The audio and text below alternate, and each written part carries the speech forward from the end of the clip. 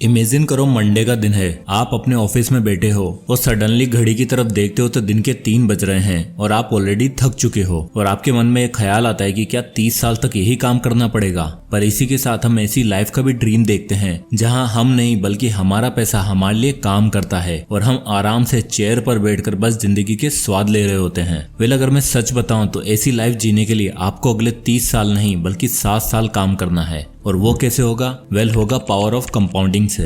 वैसे तो आपने पावर ऑफ कंपाउंडिंग के ऊपर न जाने कितनी वीडियोस देखी होंगी, पर आज मैं आपको बेहद ही इंपॉर्टेंट रूल बताने वाला हूँ जिसे द 732 रूल ऑफ कंपाउंडिंग कहा जाता है, जो मात्र 7 साल के अंदर आपको रिटायरमेंट तक ले जाने का रोड मैप देता है। पर उससे पहले अनिरुद्ध की कहानी जान लो। तो अनिरुद्ध 22 साल का IT कंपनी में काम करने वाला केरला का लड़का जो मुंबई में काम करता है और वो अभी अभी अपनी इंजीनियरिंग खत्म करके अपने 2 करीबी दोस्त रंजन और माथुर के साथ ग्रेजुएट हुआ है। कॉलेज के दिनों से ही अनिरुद्ध का शौक बहुत बड़े थे। उसने कॉलेज खत्म होते ही नौकरी का सोचा, पर साथ ही एक लिस्ट तैयार कर ली कि वो अपनी पहली सैलरी से क्या क्या करेगा। पर अफसोस, उसका पहला चेक आया मात्र 20,000 रुपए का। पर वो कहते हैं ना, नवाब की नवाबी नहीं घटती, चाहे कुछ भी हो जाए। जॉब परमानेंट होते ही उसने ऑफिस के पास एक फ्लैट ले लिया और अकॉर्डिंगली अपने खर्चे प्लान करने लगा। धीरे धीरे अनिरुद्ध को पार्टी कल्चर और स्पेंडिंग की आदत लग गई और वो पूरा 20,000 रुपए मात्र 10 से 15 दिन में ही उड़ा देता था। यानी इन टोटल देखा जाए तो इन भाई साहब की फुल ऐश चल रही थी। वहीं दूसरी तरफ रंजन और माथुर की भी एक लो पेइंग जॉब लगी,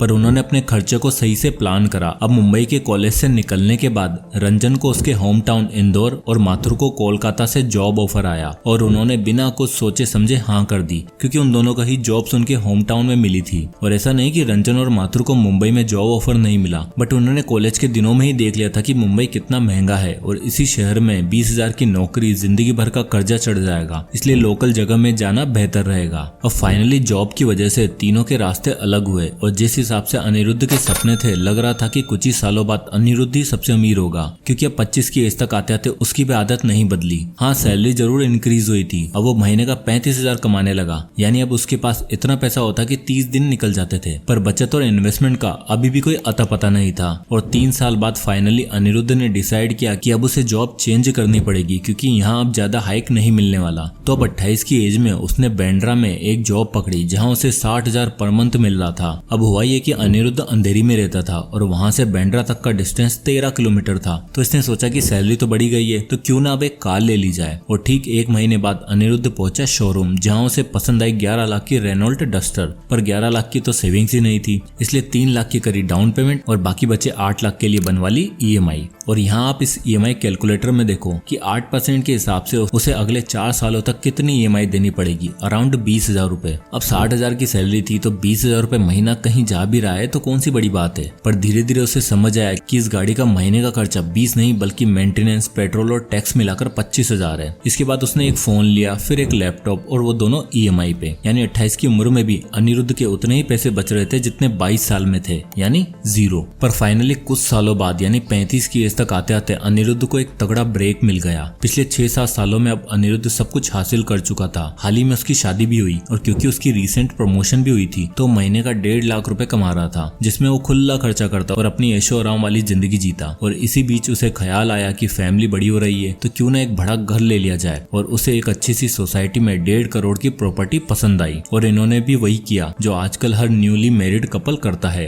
रेंट नहीं बल्कि डायरेक्ट बाय। 30 लाख की डाउन पेमेंट करके अनिरुद्ध ने अपनी वाइफ के साथ मिलकर 1 करोड़ 20 लाख रुपए का होम लोन लिया, जिसमें उनकी मंथली EMI आ रही थी अराउंड 1 लाख रुपए। अब सैलरी 1.5 लाख थी तो अनिरुद्ध ने ये दाव भी खेल दिया। EMI से अनिरुद्ध को सब कुछ आसान तो लग रहा था, पहले गाड़ी, फिर गैजेट्स और अब ये घर। लेकिन अनिरुद्ध ये कभी नहीं समझ पाया कि वो लोन्स और डेट का एक अनइमेजिनेबल ट्रैप में फंस गया है, जहाँ एक गलती उसे सड़क पर ला सकती है। और अब उसे सिर्फ लोन कंपनीज का लोन चुकाने के लिए रोजाना अगले 30 साल तक ऑफिस जाना पड़ेगा। पर वो कहते हैं ना, फटे तो फटे पर नवा भी न घटे। इसलिए अनिरुद्ध ने रखी एक हाउस वार्मिंग पार्टी, जहाँ उसने कुछ करीबी रिश्तेदार और अपने दोनों जिगरी यार रंजन और माथुर को भी इनविटेशन दिया, सिर्फ ये दिखाने के लिए कि आज वो सक्सेसफुल हो गया है और आज उसके पास बंगला है, गाड़ी है, पर बैंक बैलेंस खैर छोड़ो, अब तीनों दोस्त मिले। दोनों ने अनिरुद्ध को कांग्रेचुलेट किया और पार्टी खत्म होने के बाद तीनों दोस्त फिर एक साथ बैठे और अनिरुद्ध एक एक करके अपनी चीजें गिराने लगा। और इसी बीच रंजन ने उससे पूछ लिया कि इन्वेस्ट कितना किया और रिटायरमेंट का क्या प्लान है। तो इस पर अनिरुद्ध ने कहा कि भाई मैंने इन्वेस्ट नहीं किया, मैं तो बस लाइफ एंजॉय करी है और आगे भी यही करूंगा, और रिटायरमेंट का क्या है वो 60 तक देख लेंगे। और इसी बीच काउंटर क्वेश्चन में रंजन ने पूछ लिया कि तुम इन्वेस्ट करते हो क्या? मैं तो इन्वेस्टिंग के लिए 70-20-10 रूल का यूज करता हूँ। तो इस पर अनिरुद्ध बोला कि ये कौन सा रूल है? तो फिर रंजन बताता है कि उसने नौकरी की शुरुआती दिनों में ही इन्वेस्टिंग के बारे में सुन लिया था,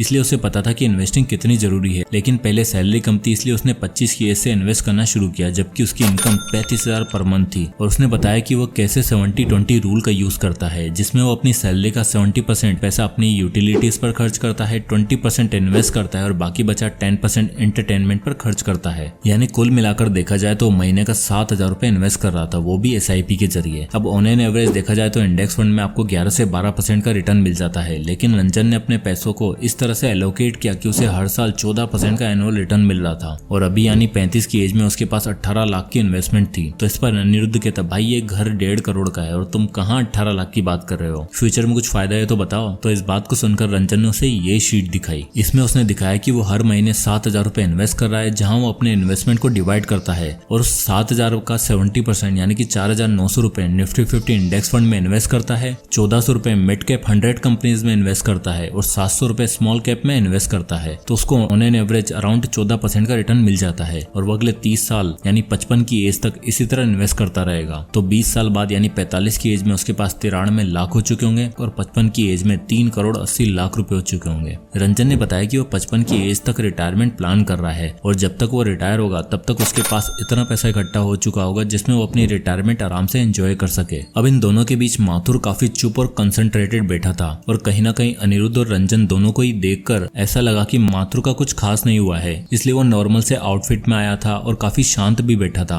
और आखिर अनिरुद्ध ने माथुर से पूछ ही लिया कि भाई यहाँ इन्वेस्टिंग और रिटायरमेंट की बातें हो रही है, तू बता तूने कहाँ पर इन्वेस्ट किया है और बीते 10-15 साल में क्या क्या किया। और जब माथुर ने बोलना शुरू किया तो दोनों के होश उड़ गए। माथुर ने बताया कि वो काफी टाइम से इन्वेस्टिंग करता आ रहा है। दरअसल 25 साल तक जब तक माथुर की इनकम 35,000 रुपए थी तब उसको घर की जरूरतों के बाद दिखा कि इतने में नहीं हो पाएगा, इसलिए कुछ साइड इनकम सोर्स भी बिल्ड करना पड़ेगा, जहाँ से दिन का 3-4 घंटे काम करके भी महीने का 20 से 22,000 रुपए आ जाए। और उसने 2 सालों तक डिजाइनिंग का काम सीखा और फ्रीलांसिंग करने लगा, जिससे उसको महीने का 15 से 20,000 रुपए आने लगा। और 28 की एज तक आते आते उसकी इंक्रीज सैलरी और फ्रीलांस इनकम मिलाकर वो महीने का 70,000 रुपए कमा रहा था। और इसी बीच में रंजन ने पूछ लिया कि भाई तो इन्वेस्ट कब किया? तुमने तो बहुत लेट कर दिया, मैंने तो सुना था कि जितना जल्दी इन्वेस्ट करो उतना अच्छा होता है। तो माथुर ने बताया कि उसने 28 की एज में ही इन्वेस्टिंग शुरू करी, पर उसने इस बीच एक रूल सीखा जो आगे उसको बहुत काम आने वाला था और वो था द 732 रूल ऑफ कंपाउंडिंग। इस पर रंजन बोला, भाई ये 732 रूल क्या है? इस पर माथुर बोलता है कि भाई रुक बताता हूँ, बट सबसे पहले तुम दोनों एक गलती कर रहे हो। माथुर अनिरुद्ध से पूछता है कि ये बताओ तुम्हारे घर की EMI कितनी जा रही है? उसने कहा कुछ 1 लाख रुपए। तो माथुर ने कहा भाई मैं उससे बहुत ही कम इन्वेस्ट करता हूँ, मैं अपनी महीने की टोटल इनकम में से 30,000 रुपए इन्वेस्ट करता हूँ, वो भी इंडेक्स फंड में SIP के जरिए। माथुर रंजन को बोलता है कि तूने 7,000 रुपए इन्वेस्टिंग शुरू करी थी, जो ठीक है क्योंकि स्टार्ट में हमारी सैलरी इतनी थी तो हम ज्यादा इन्वेस्ट नहीं कर सकते थे, बट तुमने एक गलती कर दी, तुमने अपनी इन्वेस्टमेंट को इंक्रीज नहीं किया। अगर तू स्टेप अप SIP करता तो तू जल्दी रिटायर हो सकता था। अब माथुर ने बताया कि उसने सबसे लेट इन्वेस्टिंग शुरू करी यानी 28 की एज से, क्योंकि उसने पहले अपनी इनकम को बढ़ाने पर ध्यान दिया। और अब इस SIP कैलकुलेटर में देखो, हर महीने वो 30,000 रुपए इन्वेस्ट करता है, जिसमें वो हर साल 10% का स्टेप अप भी कर रहा है और उसे 12% का रिटर्न मिल रहा है। तो 35 की एज तक यानी केवल 7 सालों बाद उसकी वेल्थ लगभग 51 लाख रुपए बन चुकी होगी। यानी जिस समय अनिरुद्ध के घर पार्टी चल रही है उस समय यानी 35 की एज तक सिर्फ माथुर ही इकलौता ऐसा बंदा है जिसके पास सबसे ज्यादा इन्वेस्टमेंट है। और अगर वो यही प्रोसेस कंटिन्यू रखता है तो अगले 50 लाख बनाने में इस बार उसे 7 साल नहीं बल्कि 3 साल लगेंगे। यानी इस कैलकुलेटर में देखो, वो 30,000 रुपए इन्वेस्ट कर रहा है, वही 10% स्टेप अप SIP के जरिए और 12% का उसे रिटर्न मिल रहा है। तो 10 साल बाद यानी 38 की एज तक उसके पास 1 करोड़ होंगे और अब अगले 50 लाख बनाने में उसे केवल 2 साल और लगेंगे। यानी 30,000 वो 12 सालों तक इन्वेस्ट करता है तो 40 की एज तक उसके पास 1.5 करोड़ होंगे। यानी सिर्फ 40 साल में ही माथुर के पास वो अमाउंट होगा जिसके बाद आराम से रिटायर होकर वो लाइफ जी सकता है। और तो 40 साल बाद भी जहां अनिरुद्ध डेली ऑफिस जा रहा होगा क्योंकि उसे अपने 1.5 करोड़ की घर की EMI भरनी है, वहीं माथुर 1.5 करोड़ के इन्वेस्टमेंट का मालिक होगा। और यही ये दुनिया का 8वां अजूबा, पावर ऑफ कंपाउंडिंग, जो सिर्फ और सिर्फ अर्ली और स्मार्ट इन्वेस्टिंग से पॉसिबल है। अब अगर हम इस चार्ट में देखेंगे, इस 732 रूल के अकॉर्डिंग अगर आप 30 30,000 रुपए महीना इन्वेस्ट कर रहे हो तो आपके फर्स्ट 50 लाख केवल 7 साल में बनेंगे। और अब इस चार्ट में आप देख सकते हो कि 10 साल में आपके पास 1 करोड़ होंगे, 12 साल में 1.5 करोड़, और उसके बाद तो एक एक साल में ही आपके पास 50-50 लाख रुपए बनने लग जाएंगे। जैसे 14 साल में आपके पास 2 करोड़, 15 साल में 2.5 करोड़, और 19 साल तक अगर आप इन्वेस्ट करते हो तो आपकी वेल्थ 5 करोड़ बन चुकी होगी। वहीं अगर आप महीने का इन्वेस्टमेंट ज्यादा करते हो, 30,000 की जगह 50,000 रुपए इन्वेस्ट करते हो, तो अब इस चार्ट में देखो तो 50,000 के इन्वेस्टमेंट पे इस बार 7 सालों में आपके पास 50 लाख नहीं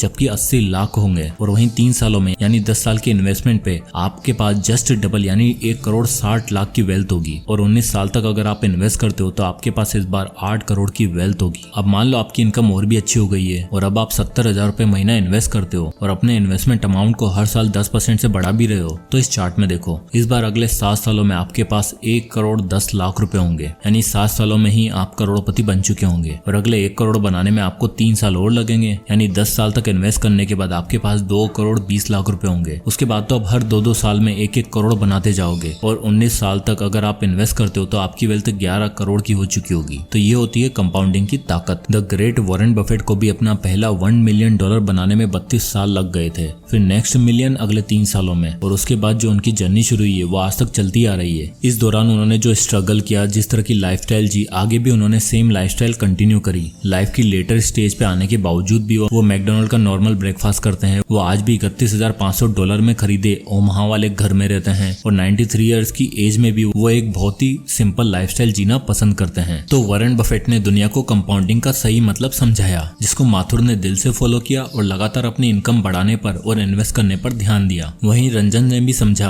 कि सिर्फ इन्वेस्ट करना ही नहीं बल्कि अगर बढ़ती इनकम के साथ 10% स्टेप अप SIP के साथ इन्वेस्ट करता तो उसको भी जल्दी और बेटर रिटर्न मिलते हैं। जहां उसे 1 करोड़ बनाने में 25 साल लग गए, वहीं स्टेप अप के साथ वो कुछ ही सालों के अंदर अंदर ही करोड़पति बन जाता। और जब अनिरुद्ध ने इन दोनों की बातें सुनी तब उसे समझ आया कि वो हर महीने EMI में जो पैसा भर रहा है उससे काफी कम माथुर महीने का इन्वेस्ट कर रहा है और प्लस में अपनी रिटायरमेंट के लिए एक एसेट भी बिल्ड कर रहा है जो अगले कुछ ही सालों में बैठे बैठे उसे पैसा कमा के देगी, जो आपकी रिटायरमेंट के लिए एक बेस्ट और इनफ कॉर्पस होगा। और आपको इसके बाद कभी भी घड़ी की तरफ देखकर ये नहीं सोचना पड़ेगा कि अब मुझे अगले 30 सालों तक यही काम करना पड़ेगा। उल्टा आप इस कॉर्पस का यूज करके SWP के थ्रू भी हर महीने एक फिक्स्ड अमाउंट निकाल सकते हो। SWP कैसे काम करता है उसके लिए आप हमारी लेटेस्ट वीडियो को जरूर चेकआउट करें। और डिटेल में आपको SWP के बारे में जानना है तो आप कमेंट में SWP लिखिएगा। अगर कमेंट ज्यादा आते हैं तो उस पर मैं एक डिटेल वीडियो लाऊंगा। एट लास्ट आई होप आपको भी अनिरुद्ध की तरह समझ में आ गया होगा कि इन्वेस्टिंग कितनी जरूरी है। प्लस में पावर ऑफ कंपाउंडिंग आपको अर्ली रिटायरमेंट की सीढ़ियों तक लेकर जा सकती है। और कंपाउंडिंग का 732 रूल, जिसमें आपको सिर्फ 7 साल तक वेट करना है और फिर हर 3 साल और 2 साल बाद उतना ही सेम अमाउंट ऐड होता चला जाएगा। और जहां आप 60 की एज तक काम करके पैसा कमाने की सोच रहे थे, बिल्स भरने की सोच रहे थे, वहीं ये रूल आपको 40 की उम्र में फाइनेंशियली फ्री बनाने का दम रखता है और ऐसी लाइफ अलाउ करता है जिसका आप सपना देखते हो। जय हिंद।